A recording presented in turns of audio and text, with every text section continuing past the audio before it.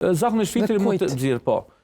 Fitri nxirret ose ipet deri para faljes së namazit të Fitr Bajramit. Pas namazit, atë domethënë ai konsiderohet sadaka jo sikur sadakaja e fitit, domethënë nuk e ka vlerë më sadakatul fitrit. Kështu që është mirë që besimtarët gjithherë në 10 e fundit të Ramazanit, sepse ndodh, jo nuk ka ndonjë mjetet në bank, ose edhe pse është një shumë shumë e vogël, i bie domethënë prej 5 deri në 15, mirë po me fjalët e tjera është një shumë të cilën ti e përcakton se si e ke ngrënë iftarin. Se iftari ka vlefte në 10 euro në tavolinë, atëherë nuk ke nevojë me dhon 5 euro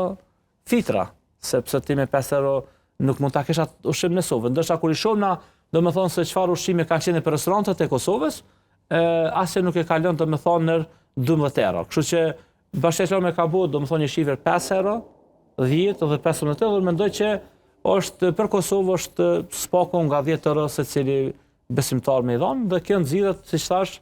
10 e fundit, dhe momenti më i fundit është para faljes së namazit të Fitr Bajramit. Më pastaj ato mjeti ju dedikohen që institucioni pastaj mirret me to, sepse në të kaluarën edhe këtu du ndalem, ka thënie të dietarëve që